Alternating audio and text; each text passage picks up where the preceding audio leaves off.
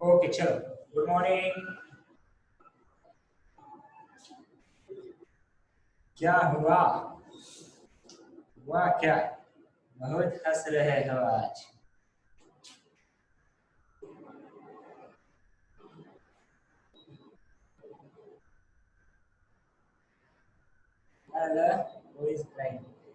सांगण्यासारखं बाळ आहे, ठीक आहे. ओके चलो, ठीक आहे. तर पहा, लास्ट लेक्चर मध्ये काय पाहिलं होतं आपण की सेगमेंट कॉन्ग्रंट आहे केव्हा म्हणायचं, when the length of segment is equal then we can say that the segments are congruent, right? First point is clear. Then three properties of the congruency या लक्षात घ्या.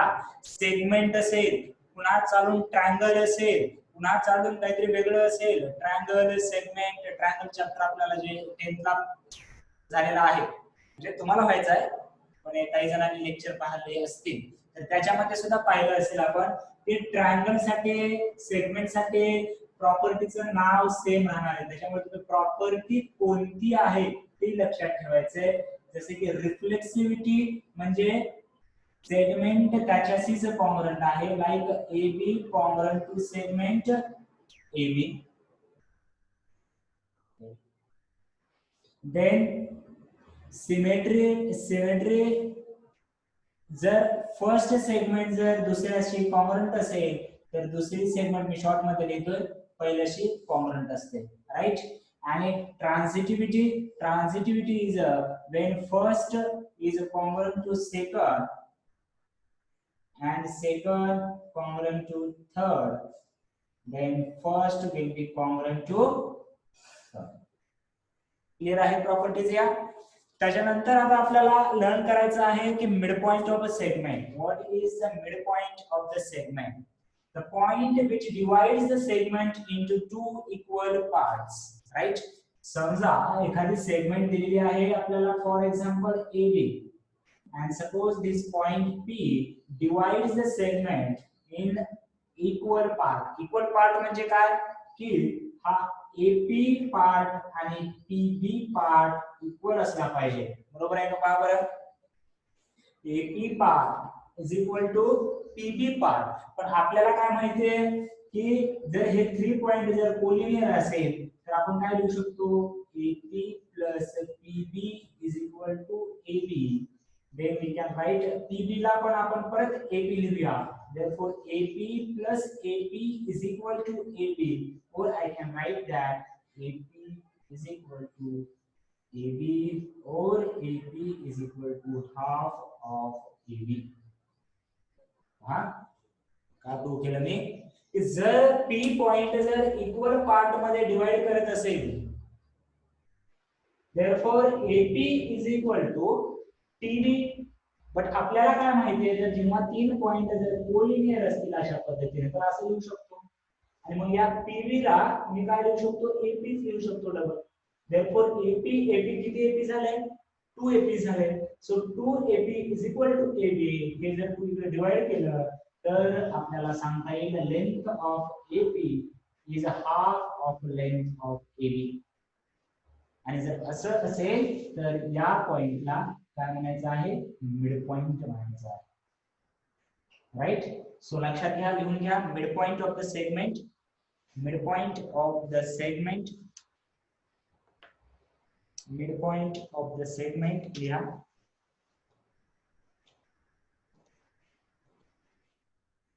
लिहा mid point of segment.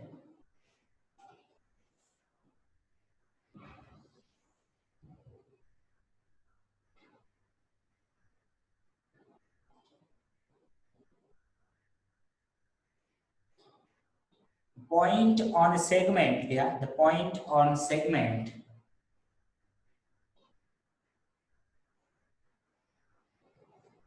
The point on a segment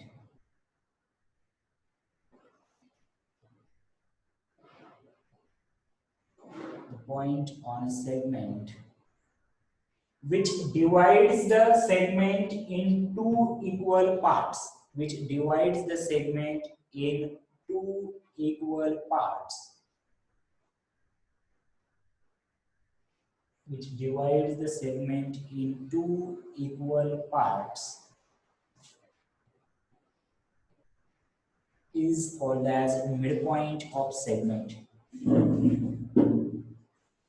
is called as midpoint of segment.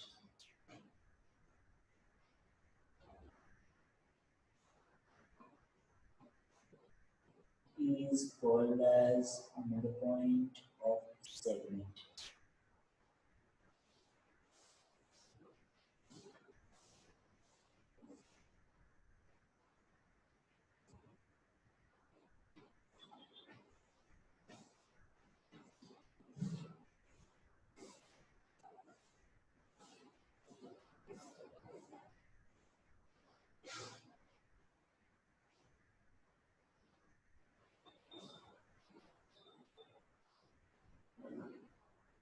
Hallelujah. Hallelujah. एका ठिकाणी length लिहिते length therefore असं लिहू शकता length of AP is equal to half into length of मग हे जर लेंथ इक्वल असतील तर या दोन सेगमेंट कॉन्ग्रुएंट आहेत लक्षात घ्या AP आणि PB जर लेंथ इक्वल असतील तर यांना कॉन्ग्रुएंट सेगमेंट म्हणतो का नाही आपण राइट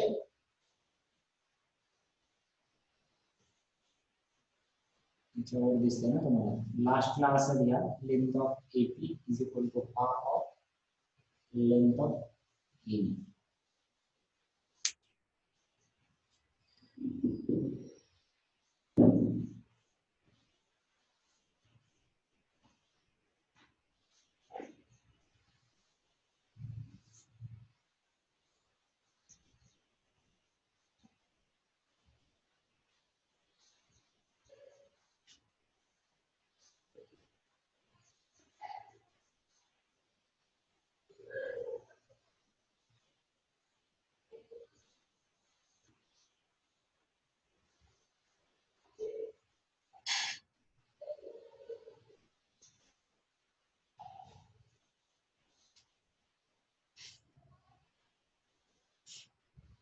झालं राइट तिथे नोट लिहा every segment has only one midpoint note लिहा तिथे every segment has only one midpoint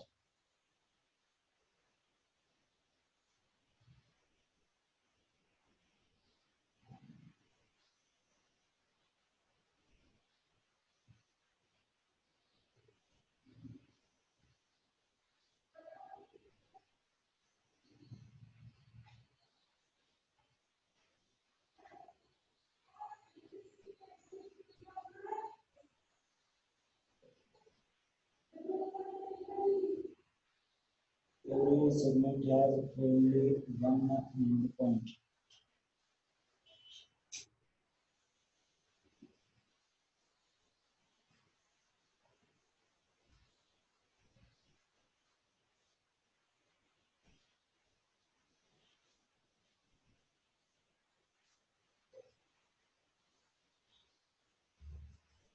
Yeah, only every segment has only one midpoint.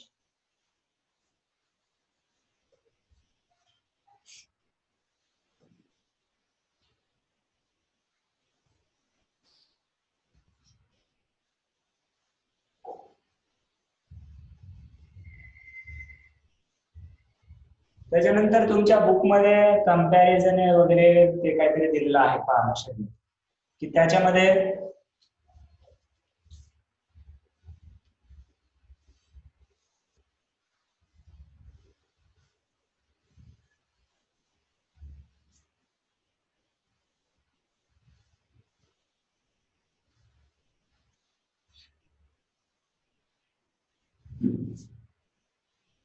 ठीक आहे.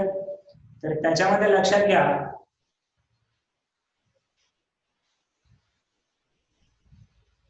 कोणची डेफिनेशन सांगितली ना साक्षी.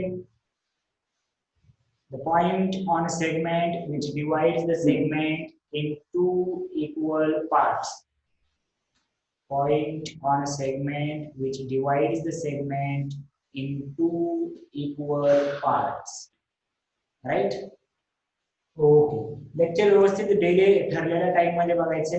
रेकॉर्डिंग सध्या तरी अवेलेबल आहे, तुम्हाला रेकॉर्डिंग अवेलेबल होणार नाही तर आणि सर मला वाटतं आय थिंक फीस बद्दल स्ट्रक्चर दिलेलं आहे. सब्जेक्टची एका विषयाची फीस आहे 5500 रुपीज. राईट.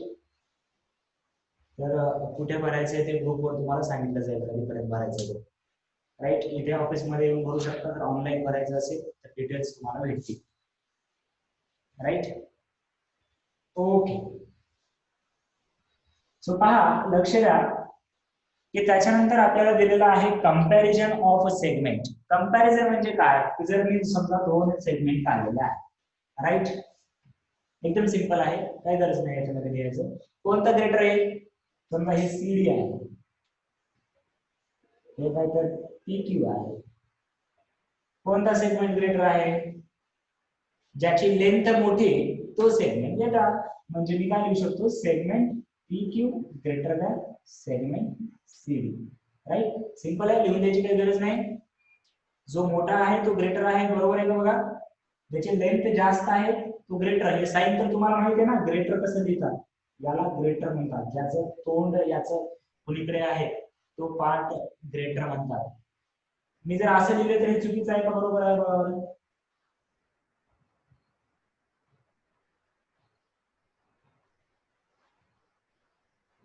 हे सेकंड स्टेटमेंट ट्रू आहे का फॉल्स आहे.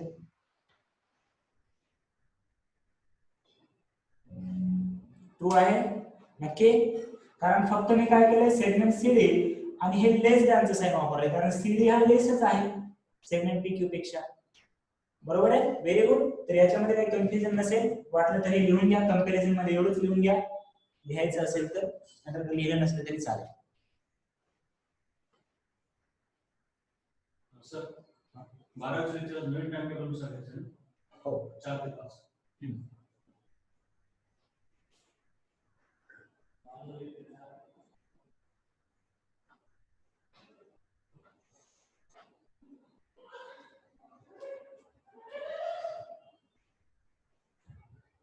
राईट.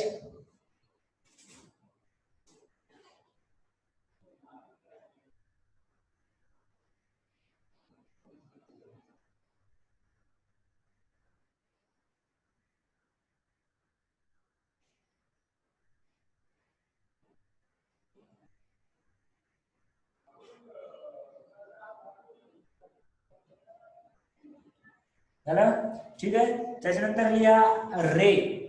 रे कशाला म्हणायचं, रेचे डेफिनेशन घ्यायचं. तुम्हाला रे तर माहिती आहे, पण आपण कसं लिहिणार पहा रेचे डेफिनेशन.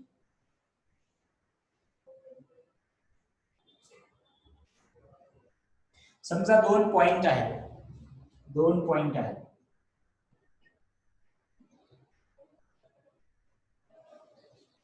राईट. तर रे म्हणजे काय, की एका पॉइंट पासून स्टार्ट होतो आणि तो एंड होत नाही. बरोबर आहे का बरोबर. रेचे डेफिनेशन काय, की एका पॉइंटला स्टार्ट होतो आणि अदर पॉइंट तो एंडलेस असतो. तर याची डेफिनेशन कशी केली जाते पहा. सेट ऑफ, आपण आता सेट म्हणजे काय ते पाहिलेलं आहे. त्याच्यानंतर युनियन ऑफ, युनियन म्हणजे काय ते पण पाहिलेलं आहे. युनियन म्हणजे काय पाहिले का पहा बरं.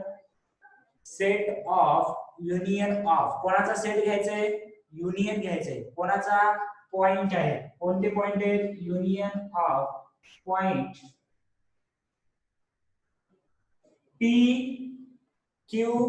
हे पॉइंट पी घ्यायचा, क्यू घ्यायचा, पी आणि क्यू मधले सर्व घ्यायचे आणि बियॉन्ड द क्यू घ्यायचं. बियॉन्ड द क्यू मला वाटतं मी हे काल एक्सप्लेन केलेलं आहे. राईट. की एका पॉइंटला हे एंड पॉइंट असतो, याला काय म्हणणार, पी ला एंड पॉइंट. याला म्हणायचं एंड पॉइंट, राईट. मग डेफिनेशन लिहून घ्या, डेफिनेशन लिहून घ्या. Union of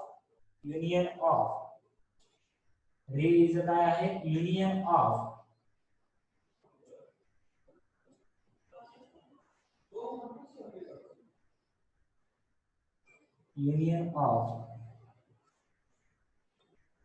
set of all points on segment PQ.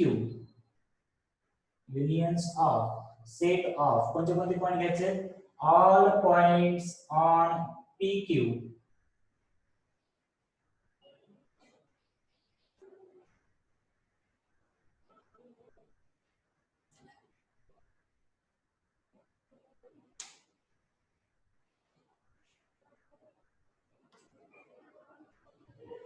Set of all the points, set of unions of all the points on segment PQ and beyond Q, and beyond Q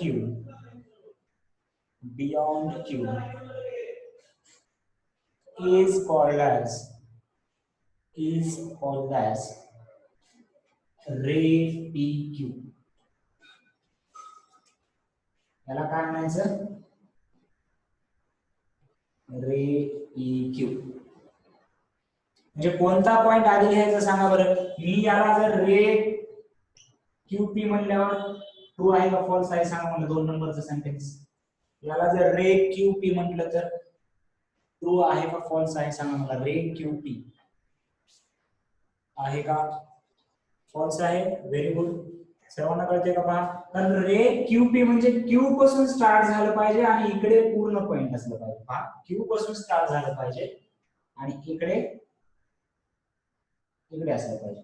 हा रे PQ आहे आणि हा ray QP आहे. रे QP चा हा end point आहे, म्हणजे end point सुरुवातीला असतो. एंड पॉइंट कुठे असतो, सुरुवातीला असतो. दोन्ही डायग्राम करून घ्या म्हणजे तुमच्या लक्षात राहील. याला रे PQ म्हणायचंय जो की इकडे आहे आणि याला रे QP म्हणायचं.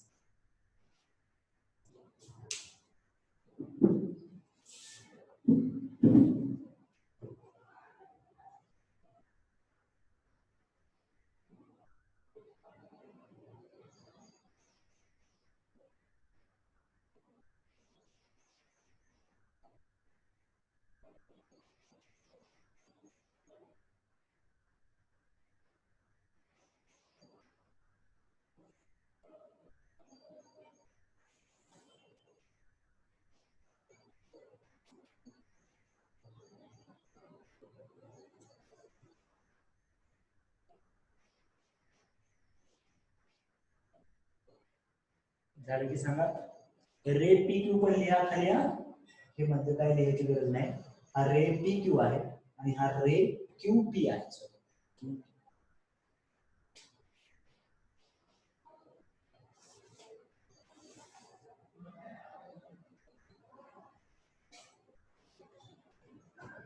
डन. Okay, very good. चला सर्वांचं होऊ द्या. हो गया, very good. Okay, very good. Done done done. Okay, तर तिथे नोट लिहून घ्या. आता स्टार करून लिहून घ्यायचे. रे PQ नोट करून लिहून घ्यायचे. पहा, रे PQ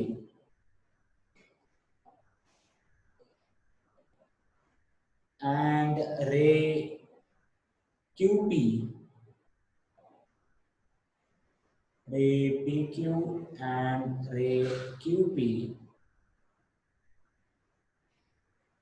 are opposite ray, opposite ray.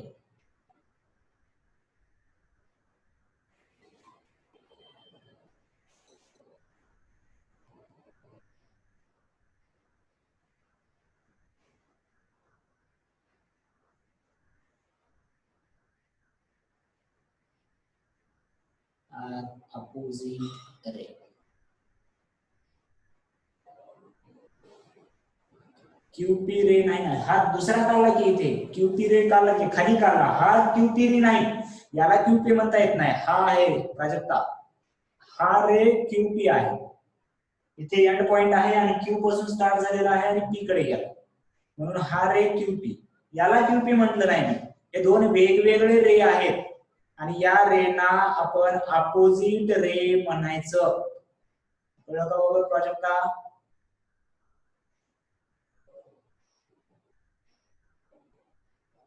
Okay, right, very good. Note लिहिला की ray PQ and ray QP are called as opposite ray, right. त्याच्यानंतर लाईन लिहा, लाईन.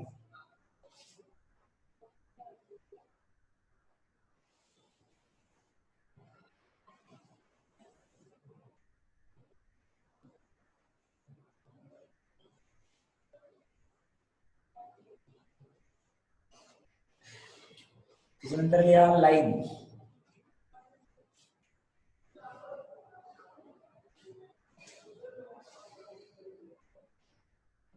त्याच्यानंतर लाईन. बघा लाईन कशी तयार होते, पहा लाईन कशी तयार होते पहा. हा झाला एक रे, P आणि Q जर म्हटला. आता याचा काय केला मी, एक्झॅक्ट अपोजिट रे याच्यावरच काढतो मी, याचा exact opposite ray. Opposite ray म्हणजे काय करणार, set of point is called as line. नाही जयश्री, हा सेट ऑफ पॉइंटच आहे ना,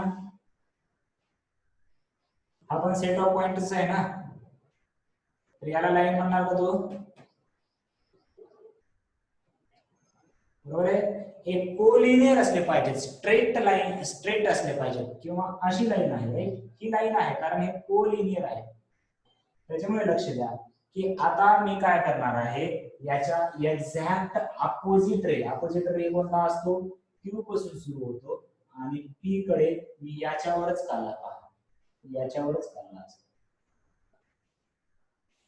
मग जेव्हा आपण दोन अपोजिट रे काढतो आणि त्यांचं युनियन घेतो, कसं करणार आपण, union of points of ray PQ and its opposite ray is called as line PQ. बरोबर की एक रे काढला कोणता तरी, मी सुरुवातीला समजा असा काढला रे, बरोबर आहे, तर याची लाईन ड्रॉ करण्यासाठी मी परत याचा अपोजिट काढणार, ही लाईन. कळलं का पहा,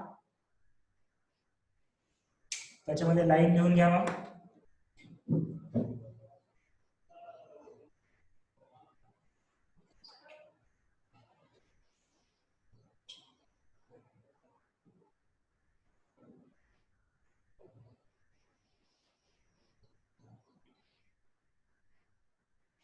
लाईन लिहून घ्या. The set of union set of all points, union set of all points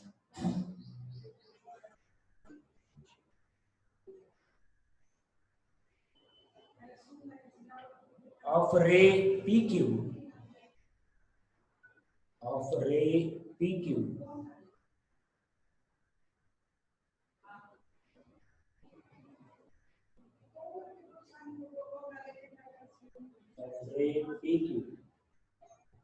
and its opposite ray and its opposite ray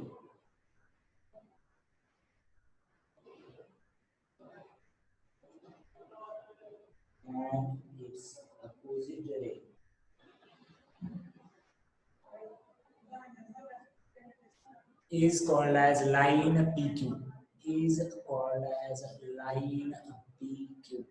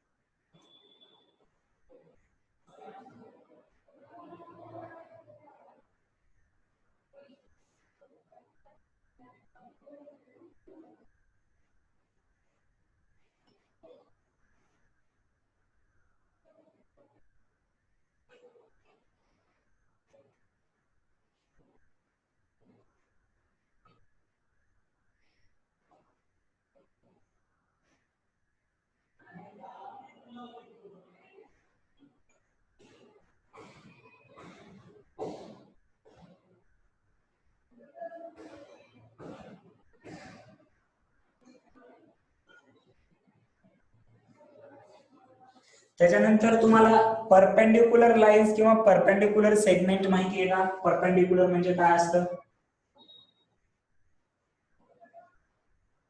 हा एकदम बेसिक कन्सेप्ट आहे. चॅप्टरचं नावच आपलं काय आहे? Basic concept in geometry. म्हणजे तुम्हाला जॉमेट्री हा सब्जेक्ट आता इंट्रोड्यूस सेपरेटली करण्यात आलेला आहे.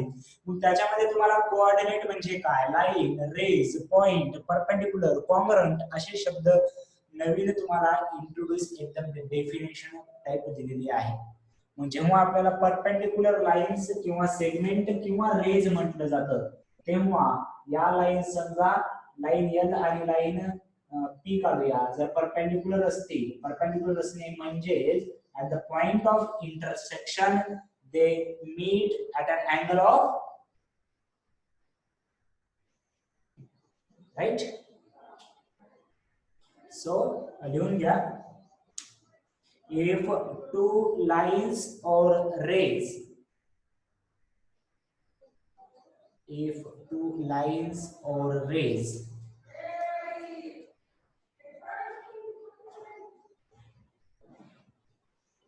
intersect each other, intersect each other,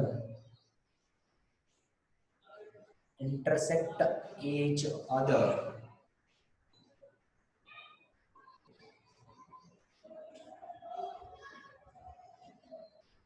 at a 90-degree angle, at 90-degree angle,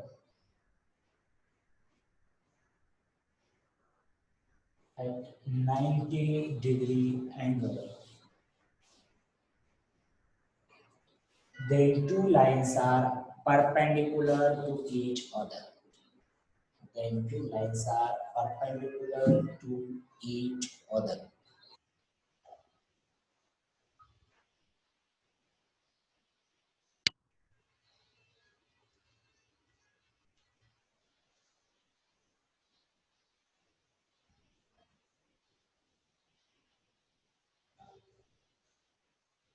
diagram करून घ्यायचे असेल तर डायग्राम करून घ्या.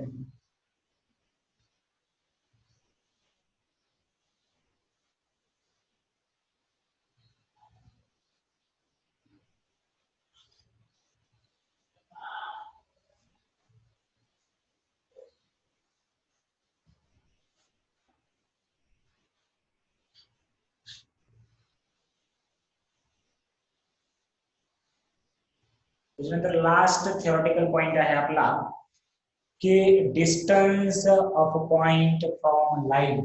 म्हणजे पहा, लक्षात घ्या की एखादी लाईन दिलेली आहे तुम्हाला आणि एक पॉइंट इथे कुठेही दिलेला आहे. Suppose this point is P is given आणि हे आहे लाईन, सेगमेंट, रे, तर याच्या पासून या पी पॉइंटचा आपल्याला अंतर काढायचा आहे, राईट. मग पी पासूनचा अंतर काढायचा असेल तर तुम्ही असा एपी अंतर काढणार का पीबी अंतर काढणार? वेगवेगळं अंतर आहे. कोणी समजा एपी अंतर काढेल पी पॉइंटचा अंतर काढल्यानंतर, कोणी काय म्हणेल मी पी पासून बी पर्यंतचा अंतर काढतो, बरोबर आहे का नाही? मग वेगवेगळे आन्सर येतील. मग असं करायचं नसतं. काय करायचं असतं? मग पॉइंटचा अंतर काढत असताना how to calculate the distance of a point from the line, we take the perpendicular. पहा काय घ्यायचंय इथे, परपेंडिक्युलर घ्यायचंय. एक पॉइंट डी, इथून एकच परपेंडिक्युलर काढता येईल, इकडे पण परपेंडिक्युलर काढता येणार नाही, इकडे पण येणार नाही. So we take the distance perpendicularly, याला म्हणतात foot of perpendicular. परपेंडिक्युलर शब्द असे लिहितात foot of perpendicular. आणि पी पॉइंटचा जर डिस्टन्स काढायचा झाला, distance of P point, distance of P point is कोणता डिस्टन्स घेणार? मग कोणता डिस्टन्स घेणार सांगा? distance P to B, or we can write that length of PD. कसं लिहायचं? Length of PD. Right. Okay, लिहा मग तिथे.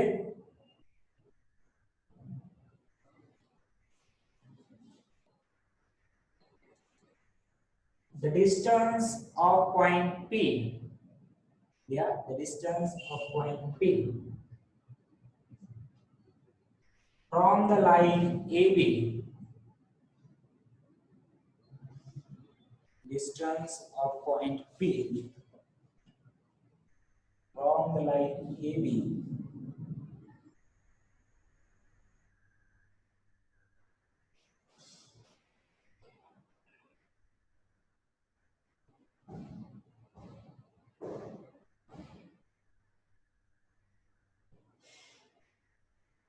distance of point P from the line AB is a distance perpendicular distance from point P is a perpendicular distance from point P.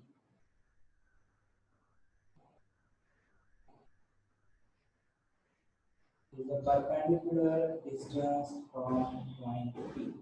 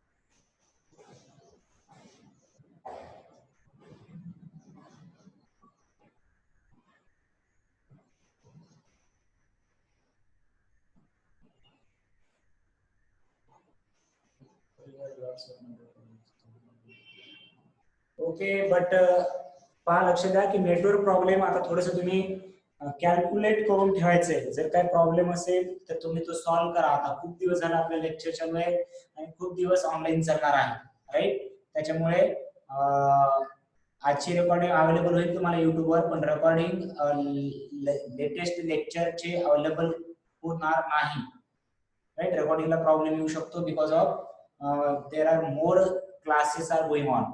माझा class झाला की लगेच lecture सुरू होतात, त्याच्यानंतर लगेच लेक्चर सुरू होतात. त्याच्यामुळे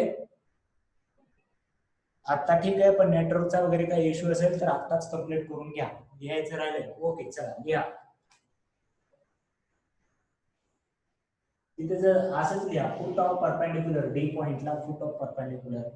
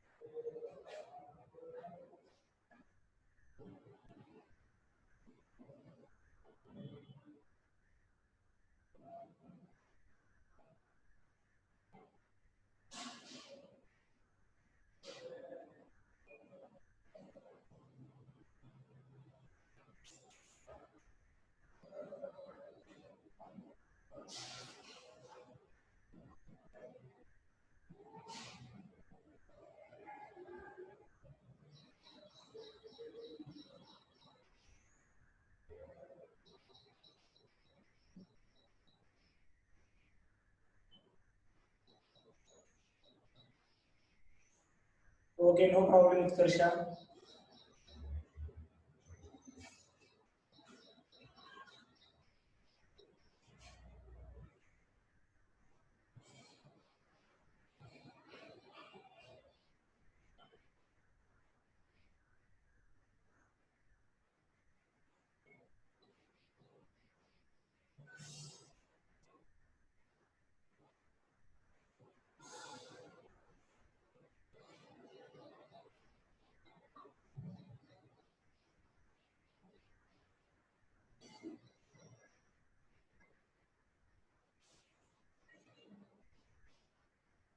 ओके झालं. या रविवारी नाही, या रविवारी आताच झाली या रविवारी मॅथची टेस्ट. आता या रविवारी तुमची सायन्सची टेस्ट होईल. Okay, so write down practice set 1.2. Now write down the practice set question number 1 from 1.2. ते बॉक्स काढून घ्या. आपल्या क्वेश्चन मध्ये जो बॉक्स दिलाय, क्वेश्चन आणि बॉक्स. व्हिडिओ ऑन करा बरं सर्वांनी, आणि व्हिडिओ ऑन करा सर्वांनी. मला लिहिता येतं बघू द्या सर्वजण.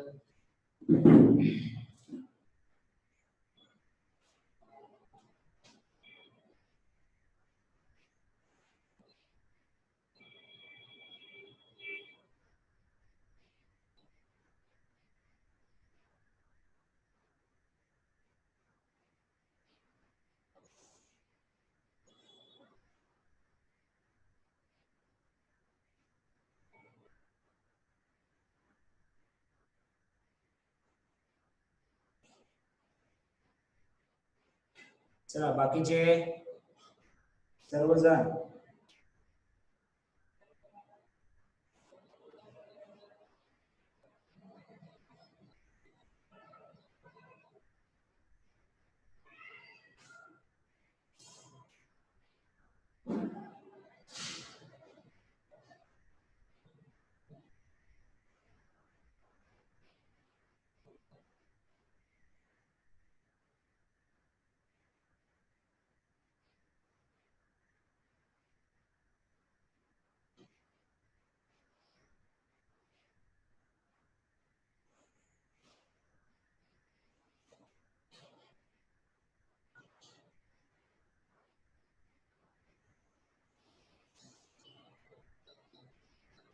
क्वेश्चन नंबर 1 लिहा.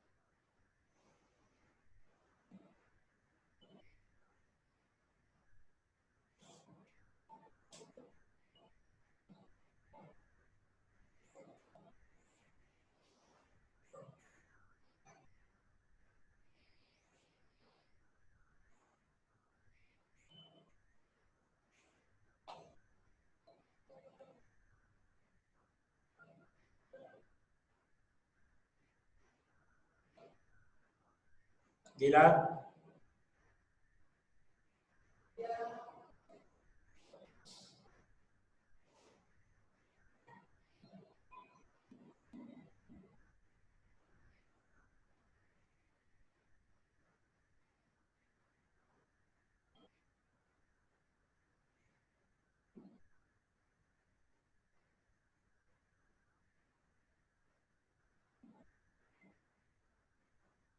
ओके, पहा लक्ष द्या की आपल्याला काय विचारलेलं आहे question.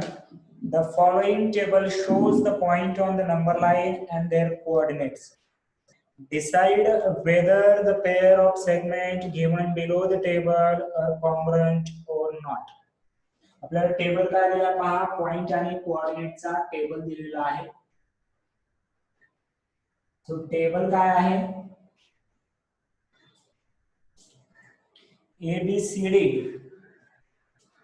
A B C D E. Point 8 -3 5 2 -7 9. So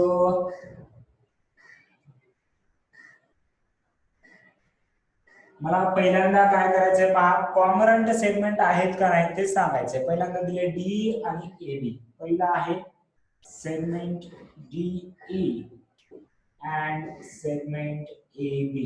पहा आधी लक्षात घ्या, आपल्याला डायरेक्ट कोऑर्डिनेट दिलेले आहेत, लेंथ दिलेल्या नाहीत.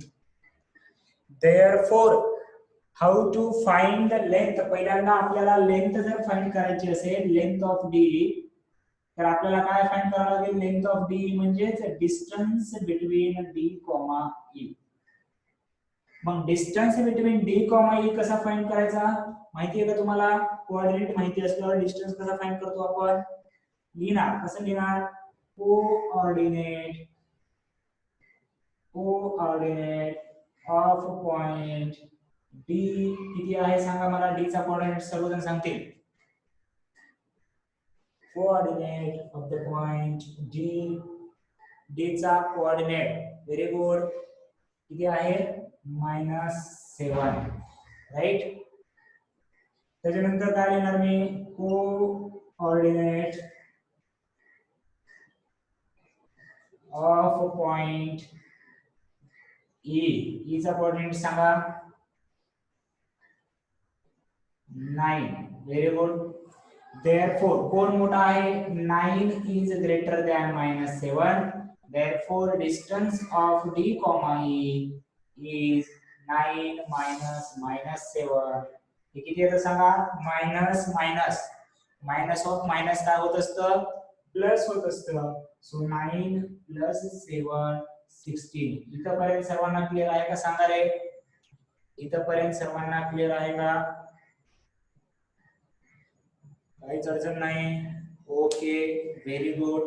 मग आता तुम्हाला पुढचं कसं करायला पाहिजे? लेंथ ऑफ डी काढलं, देअरफॉर काय लिहिणार आपण? लेंथ डी माहिती झालं आपल्याला 16, याला 8.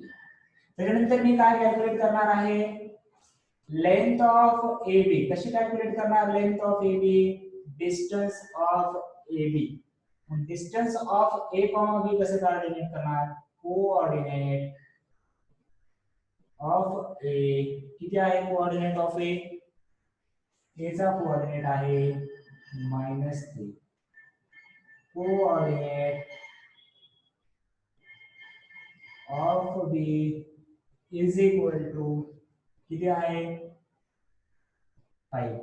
बघा, राईट.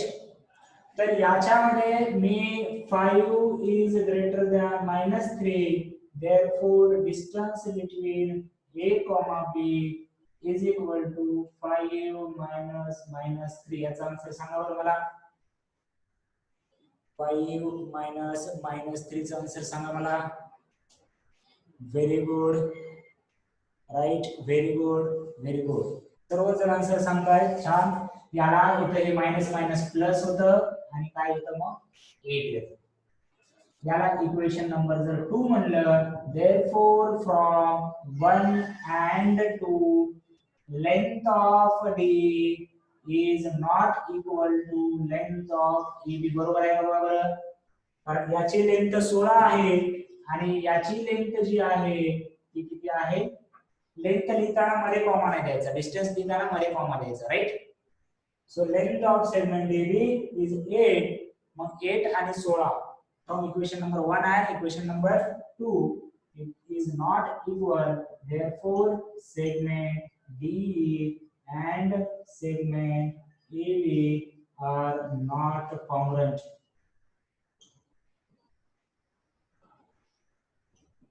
करेक्ट आहे का? करेक्ट आहे का? पहा बरं, सर्वांना समजलंय का क्वेश्चन? मोठा वाटत असेल क्वेश्चन, पण एकदम सोपा आहे. इथपर्यंत आपण ऑलरेडी मागच्या प्रॅक्टिस मध्ये सोडवले की डिस्टन्स कसा काढायचा, त्याच्यामुळे मोठा वाटत असेल क्वेश्चन. क्वेश्चन मोठा बिलकुल नाहीये, राईट. ओके, घ्या लिहून, असंच लिहायचंय.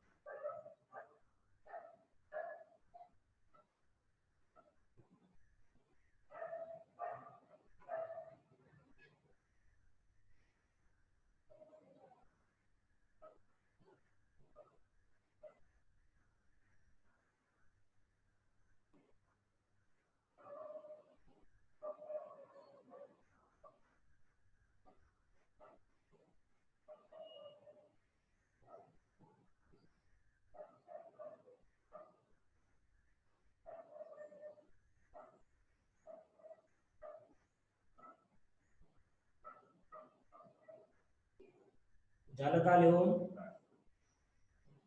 तर आजचा होमवर्क पहा. बाकीचे अशाच पद्धतीने या क्वेश्चन नंबर 1 मधले अशाच पद्धतीने सॉल्व्ह करायचे. बाकीचे 2 आहेत, तर बाकीचे 2 सॉल्व्ह करायचे. हा होमवर्क आहे, आपल्याला होमवर्क कम्प्लीटच करायचंय. लक्षात ठेवा, होमवर्क सध्या मी काहीच देत नाही अजून, राईट? सो एवढाच होमवर्क आहे. अशा पद्धतीने पूर्ण लिहून करायचंय, शॉर्टकट करायचं नाही. तुम्हाला येतं, थोडी उत्तर काढता येतात, तुम्हाला माहिती आहे, राईट? हा, कोणाला सांगतो मी, कळलं असेल बरोबर, आहे का नाही? हा, ठीक आहे, ओके, चलो. So bye everyone, we will meet tomorrow, right? Pranita question send केलाय का? ओके, व्हॉट्सअप केलाय का? Okay, bye bye.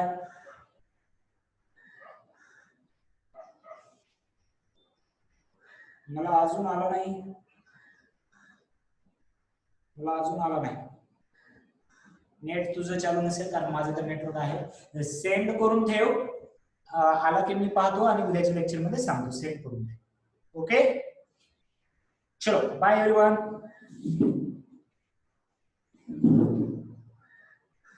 हो, मला अजून आला नाही, मी पाहतो आल्यानंतर आणि उद्याच्या क्लासमध्ये सांगतो, राईट?